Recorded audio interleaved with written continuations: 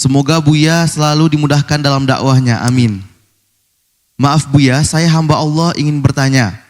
Bagaimana hukum mencium sandal Rasulullah SAW yang tentunya kita tidak tahu kebenarannya. Apakah itu benar-benar sandal Rasulullah atau bukan? Mohon pencerahannya Buya. Syukron. Wassalamualaikum warahmatullahi wabarakatuh. Waalaikumsalam warahmatullahi wabarakatuh. Kembali kepada apa yang dijelaskan oleh para ulama dari apa yang mereka fahami dari riwayat-riwayat dari baginda, dari hadis-hadis sahih. Itu dibahas dalam bentuk at-tabarruk bi atharin nabi, bitamassuhi wa bitaqbili dan seterusnya. Bagaimana ngalap keberkahan, kebaikan di balik peninggalan baginda Nabi SAW. Apakah itu jubahnya, apakah itu sorbannya, apa itu rambutnya, apakah itu sandalnya, semua yang pernah nempel pada baginda Nabi SAW. Dalam tabarruk di atharin Nabi, adapun ngalap berkah, mengambil kebaikan, keberkahan di balik peninggalan Nabi, dari peninggalan Nabi, disepakati oleh semua para ulama, itu adalah boleh, dianjurkan Nabi. Kedua, bagaimana ngambil ngalap berkah kebaikan di balik peninggalan selain Nabi dari orang-orang soleh? Ini ilmiah, jadi jawabannya satu-satu. Ulama berbeda pendapat. Sebagian mengatakan boleh, sebagian mengatakan tidak boleh. Yang ketiga, bagaimana ngalap keberkahan daripada jubahnya Firaun? Orang-orang kafir disepakati enggak boleh, bahkan bisa mengarah pada kesyirikan. Berarti ada 3 model kan? Atharun Nabi disepakati, athar bekas Nabi disepakati. Orang-orang soleh berbeda. Yang ada hubungannya dengan akidah sesat, Namrud, Fir'aun, mungkin ada yang menemukan sabuknya Abu Jahal misalnya, lalu kita mengambil keberkahan, haram, bahkan bisa mengarah kepada kesyirikan karena ada hubungannya dengan pengagungan kepada sesuatu yang menyekutukan Allah. Ini dulu. Kemudian selain daripada itu, selain daripada peninggalan baginda Nabi SAW, dan selain daripada jubahnya Fir'aun, bagaimana hukum menciumnya? Ini sederhana, harus gitu dulu. Anggap saja apa saja, ini gelas saya ambil. Saya cium gelas. Ini tidak ada hubungan dengan Nabi, tidak ada hubungannya dengan Fir'aun. Saya mau beli kain, ada sorban, baru kain. Enggak, ini bukan sorbannya Abu Jahal, bukan juga sorbannya baginda Nabi. Saya cium. Tidak matlub, tidak dianjurkan, juga bukan diharamkan, karena tidak ada hubungannya dengan Nabi sehingga harus dianjurkan, tidak ada hubungannya dengan Fir'aun sehingga harus dilarang. Jelas? Sehingga kita mencium, mungkin saja sandal baru kelihatannya wangi banget, tak cium, bagaimana kita katakan ini haram? Memang sandalnya bagus banget, bagus, baunya wangi banget, saya cium sandal. Nah, ini harus bedakan, caranya begitu memahami. Selain daripada hubungan dengan Nabi sama musuh Nabi, maka adalah hal-hal seperti sandal-sandal yang kita ketemukan, atau baju-baju di pasar. Masa mencium baju nggak boleh? Apalagi, wah baju ini semprot minyak wangi. Maka itu adalah mubah. Jelas ya? Jadi jangan serta-merta nyium baju langsung syirik, untar dulu. Dalam irama apa dia menciumnya? Ini adalah masalah harus dijelaskan satu demi satu. Kemudian ada sandal. Kemudian pertanyaan, apakah ada peninggalan baginda Nabi sampai hari ini? Ini kan pertanyaan. Siapa yang memastikan ada dan siapa memastikan tidak ada?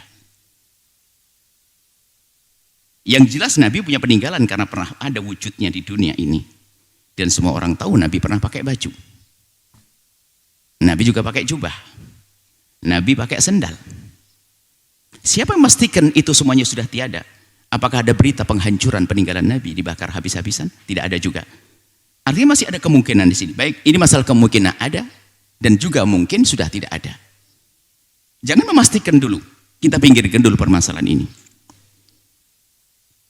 Masalah mungkin tidak mungkin, mungkin ada dan mungkin tidak ada. Artinya selagi mungkin ada juga mungkin tidak ada. Tidak bisa dipastikan kalau tidak ada. Bisa jadi masih ada. Dan betul, ternyata ada yang mengatakan masih ada. Jangankan kok peninggalan Nabi yang baru 1400 tahun. Peninggalan yang lebih jauh Fir'aun saja masih ada juga. Lebih jauh lagi masih ada juga kok. Kenapa peninggalan Nabi langsung kita tiadakan misalnya? Kita pinggirkan dulu permasalahan ini. Lalu kembali kepada satu sandal. Sandal. Coba. Rambu-rambu tadi. Sandal atau baju jubah. Kemudian dikatakan ini jubahnya Nabi Muhammad. Atau ini sandalnya Nabi Muhammad. Dikatakan ini adalah sandalnya Nabi Muhammad. Yang mengatakan ini sandalnya Nabi Muhammad antara dia orang yang benar, lalu betul itu sandalnya, atau orang yang pasti bohong dia. Wong sandal baru dibeli, dipakai, lalu bilang ini sandal Nabi Muhammad. Pasti bohong kan? Atau mungkin benar, mungkin tidak. Karena apa? Saya tidak pernah kenal orang itu, kecuali dia memang diketahui dia suka mencari hal-hal semacam itu. Mungkin. Jadi setelah ada gambar atau sandal yang dikatakan sandal Nabi, bisa jadi itu benar, bisa jadi itu tidak benar, pasti tidak benar, atau mungkin benar, mungkin tidak. Semuanya begitu kan? Baik. Kemudian Anda mencium sandal Nabi. Atau sandal yang dikatakan oleh baginda Nabi. Pertanyaannya adalah, waktu Anda mencium sandal itu, atas dasar apa? Kalau atas dasar bahwasanya Anda meyakini itu sandalnya Fir'aun lalu Anda cium, jelas Anda melakukan dosa gede. Lalu Anda meyakini itu sandalnya Nabi Muhammad dengan keyakinan atau dengan dugaan yang kuat. Maka di saat Anda menduga ada dugaan atau menduga itu adalah sandal Nabi, tidak mungkin dikatakan haram. Bagaimana dikatakan haram? Ada dugaan di dalam hatinya. Kalaupun ternyata salah, juga tidak dikatakan haram. Mulai kapan orang salah menjadi haram? Contoh saja, dengan sesungguhnya ada sandal Nabi yang benar di sebelah kanan, yang benar di sebelah kiri adalah sandal duplikat, palsu. Berarti duplikat pasti palsu. Yang mencium sandal yang kanan pasti benar. Yang kiri adalah waktu mencium tahu ini duplikat. Berarti kalau duplikat bukan sandalnya Rasulullah. Kalau sudah duplikat pasti bukan sandalnya Rasulullah. Berarti dia seperti sandal-sandal biasa. Waktu dia menciumnya atas dasar apa? Ya seperti mencium sandal biasa misalnya. Atau hanya terpintas karena aku merasakan ini mirip dengan sandal Nabi. Apakah dikatakan orang itu haram melakukan keharuman? Dari mana? Kecuali dia mengatakan ini mirip sandalnya Fir'aun. Ayo coba, ini masalah ilmiah harus kita dengan penuh kesadaran. Dia menduga. Bahkan di gambarnya, Syekh Yusuf Nabhani sendiri menemukan satu gambar sandal baginda Nabi, kecuali orang anti Syekh Yusuf Nabhani. Gambarnya saja bagaimana perlu dimuliakan, disanjung. Gambarnya sandalnya Rasulullah SAW. Gambar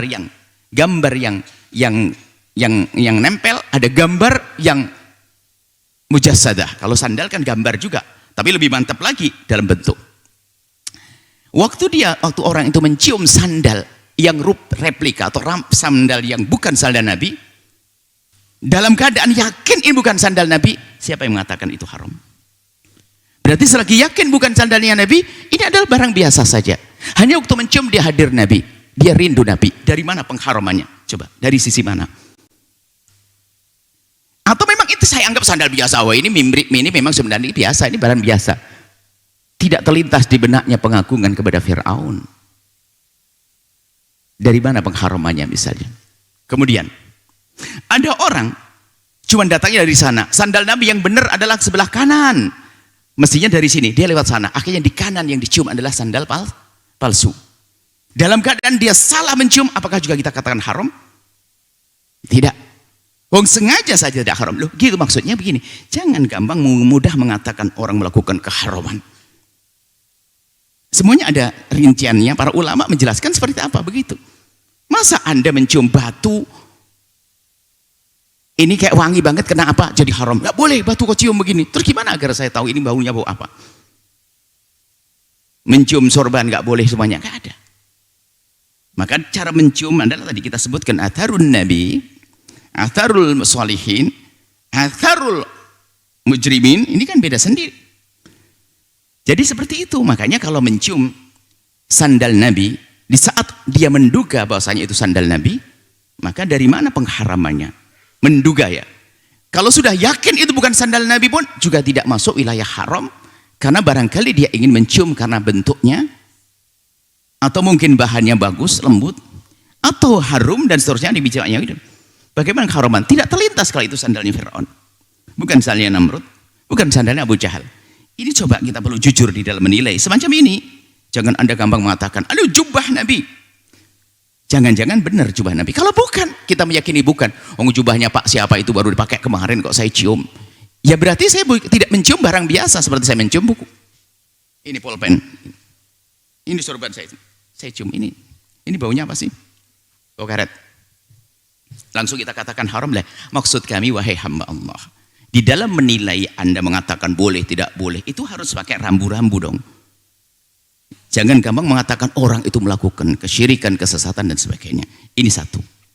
Sisi lain, wah banyak orang berbohong membuat sandal Nabi, jubah Nabi dan sebagainya. Loh, itu urusan pembohong. Lalu berkata, lah kok kamu mau dibohongi? Kan begitu. Kok kamu mau dibohongi? Siapa yang mau dibohongi? Kalau ada sedikit rasa percayamu, sah kok. Tentunya apa? Karena yang membawa adalah orang, dia terpandang, ada tim misalnya, rombongan, dan dia punya cerita, bahkan dari mana sumbernya. Loh, ini kan ada qarinah. Bahasanya ceritanya ini mengandung unsur benar. Bisa jadi mereka bohong, tim sukses dalam berbohong juga ada kok. Tapi kita hanya sebatas ini. Makanya kalau ada orang misalnya mencium bajunya, katanya jubah Nabi, gak perlu mengatakan ente syirik, ente bid'ah, ente enggak. Karena bisa jadi yang ia dengar beritanya itu menurut dia ada nisbah minas seha, atau ada kebenaran di dalam beritanya menurut dia. Lah kalau ada orang baru jualan di pinggir jahitan baru kemarin masuk, ini jubahnya Nabi Muhammad. Lah kita bodoh banget dibohongi orang semacam itu. Maksud kami adalah di saat Anda ingin menilai seseorang, tolong hati-hati, jangan gampang menilai. Bisa jadi memang ada di hatinya secuil keyakinan. Mohon maaf, Anda yang punya cinta kepada baginda Nabi, Anda punya cinta kepada baginda Nabi, kemudian ada orang yang secara zahir tampak kejujurannya, lalu berkata, ya akhi, baini bainak, antara aku dengan engkau, ini jubahnya Rasulullah. Kaget enggak Anda tiba-tiba? Ini adalah jubahnya orang yang sangat Anda cintai. Mustahil Anda tidak melirik, kecuali Anda memang tidak punya cinta. Anda punya anak yang sangat Anda cintai, punya kenangan banyak kepada dia, dengan dia. Meninggal dunia misalnya, semoga panjang umur. Saya tidak mau contoh Anda. Tiba-tiba suatu ketika, Pak, waktu anakmu sekolah di sana dulu, ini ada bajunya yang ketinggalan satu. Mana? Karena ada cinta, ada terkenang dengan kisah cinta itu. Cinta dengan anaknya. Loh, orang begitu kok nggak boleh? Itu kenapa? Apa yang menjadikan Anda harus misalnya mencaci orang yang mencium jubah, diduga jubahnya Nabi? Kalau masalahnya ada kebohongan yang dibuat, ini babnya beda. Kalau masalah kebohongan dari zaman dulu, hadis Nabi juga ada dipalsukan. Tinggal sekarang pembuktian, hadis ini palsu, jubah ini palsu dan sebagainya. Kemudian adalah pertanyaan lagi, kalau memang itu betul-betul palsu dan kita tahu palsu, apakah betul dilarang kita? Dari mana pelarangannya? Wong kita menghadirkan makna, bukan bentuk zahirnya, tapi makna. Sehingga ada gambar sandal Nabi Muhammad. Coba yang kenal dunia tasawuf, bagian Syekh Yusuf Nabhani tentang gambarnya Nabi Muhammad SAW, gambar sandalnya. Tentunya di kalangan ahli tasawuf tidak ada pengingkaran yang dibikin. Karena apa? Menunjukkan sesuatu yang luar biasa, yaitu sandal Nabi yang sesungguhnya, biarpun dalam bentuk gambar. Lalu tiba-tiba saya mencium gambar, bukan sandal, bukan replika sandal, gambarnya sandal Nabi yang digoreskan oleh Syekh Yusuf Nabhani. Apakah menjadi sebuah keharaman? Dari mana kesyirikan? Ini Nabi, urusan dengan Nabi kok. Ini misal saja. Ayo kita hati-hati, waspada, jangan gampang menilai, gampang mengatakan ini sesat, ini syirik dan sebagainya. Tapi ingat, Anda tidak boleh berbohong. Hanya gara-gara baju tampak lama kusap saja, lalu Anda minyak wangi, dikasih bungkus, lalu Anda, ini jubahnya Nabi, saya ketemu di gua begini dan sebagainya. Ini ngaco. Anda jangan berbohong. Hati-hati yang berbohong atas nama Nabi, atas nama man kadzaba alaihi muta'ammidan falyatabawa maq'adahu minan nar. Berdusta atas nama Nabi, hadis Nabi, termasuk membawa yang demikian itu. Membawa sesuatu yang bukan dari Nabi, Anda katakan dari Nabi, Anda berdusta atas nama Nabi. Tapi kalau Anda mendapatkan dari orang yang Anda dapatkan ini, mendapatkan cerita, Anda bukan berdusta. Kalau ternyata ada pembuktian, oh itu yang ngasih aku bohong pada dia. Rupanya malah disebarkan kayak beneran. Ada, putus sanadnya berarti. Sederhana seperti itu. Kalaupun seandainya beda antara hadis Nabi dengan replika baju atau sandal. Kalau hadis nggak boleh dipakai sama sekali. Tapi kalau urusan gambar masih ada mengingatkan kita kepada sesuatu yang sejati. Beda. Oh ini gambarnya, soalnya Syekh ditulis Syekh Yusuf Nabhani. Ini gambar sandal. Ada makna mahabbah. Beda. Kalau hadis Nabi jangan dipakai. Kalau gambar, saya perlu mengenang dengan gambar pun nggak ada masalah. Biarpun itu bukan sesungguhnya. Beda, sangat beda dan sangat beda. Apa yang tugas kita hari ini? Waspada, jaga lisan kita. Jadilah Anda juru damai di negeri ini. Kalaupun Anda mungkin Anda yang pernah mencium jubah Nabi, kalau Anda dicaci maki dan sebagainya, Anda tidak perlu marah juga kok. Barangkali dia memang sudah tahu betul kalau jubah itu adalah jubah tidak benar. Enggak perlu marah, biarkan saja. Tapi Anda jangan gampang Anda mengatakan itu enggak boleh, apalagi masuk syirik dan sebagainya. Apalagi Anda membodohkan orang yang mencium jubah, mencium sandal dan sebagainya misalnya. Karena mungkin dia di mana dia mencium jubah itu, di mana tempatnya. Anda tidak tahu. Kecuali Anda ketemu di pasar, orang langsung cium, wah ini orang aneh banget ini. Baik seperti itu. Sampai gambarnya sandal yang ditulis oleh digambar oleh Syekh Yusuf Nabhani, kalau seandainya kita cium bagaimana hukumnya? Apakah ada yang berani mengatakan itu haram? Apalagi syirik? Itu hanya sekedar kertas selembar yang mungkin kita sering melihat di mana ditempel teman. Sampai hari ini yang tersebar gambar sandal Nabi adalah itu dari goresan tangannya Syekh Yusuf Nabhani. Itu hanya gambar kertas saja. Bagaimana kok gambarnya kalau bentuk mujassadah gampang, 3 dimensi. Bukan gambar satu itu, bukan gambar di kertas, tapi gambar berbentuk. Dari mana gambar kertas boleh, gambar bentuk menjadi tidak boleh? Dari mana itu? Nah, maksud kami adalah yuk hati-hati. Urusanmu dengan Allah, hai hamba Allah. Anda menyebarkan permusuhan, kebencian, kedengkian, atau mungkin dalam hati Anda benci kepada si fulan, ada hitungan di hadapan Allah. Akan tapi kami himbau yang mendengar suara ini, Anda jangan biasa menanamkan kebencian kepada siapapun. Kalau Anda dibenci oleh manusia, berusahalah, yang penting jangan dibenci oleh Allah.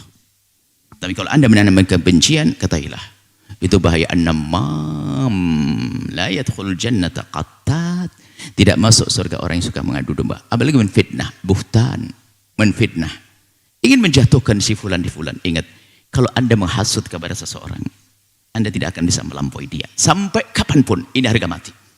Kalau Anda dengki kepada seseorang, lihat, biasanya kalau Anda melihat orang mendengki seseorang, yang mendengki selalu di bawah, nyungsep di bawah kakinya, rendah sekali orang mendengki.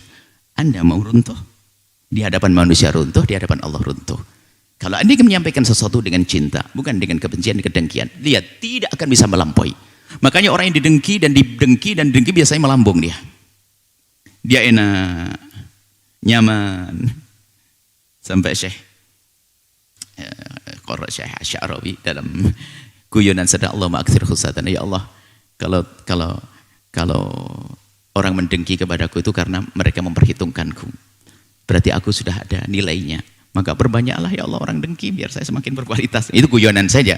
Akan tapi ya jangan sampai dengki kan masuk neraka. Semoga Allah menjadikan kita hamba yang saling mencintai karena Allah. Tolong jangan berbohong. Kalau Anda berbohong, hitungan Anda dengan Allah. Apalagi atas nama Nabi SAW, bukan rambut Nabi, bukan jubah Nabi, Anda yakin itu bukan, lalu Anda nisbatkan, Anda berdusta. Kecuali Anda memang menerimanya dari orang yang Anda menduga itu adalah dari Nabi, maka itu lain ceritanya. Itu saja. Semoga Allah mengampuni kita semuanya, menjadikan kita hamba yang saling mencintai karena Allah. Wallahu a'lam bissawab. Setelah Anda menyaksikan video ini, jangan lupa berselawat kepada baginda Nabi Muhammad sallallahu alaihi wa alihi wa sahbihi wasallam.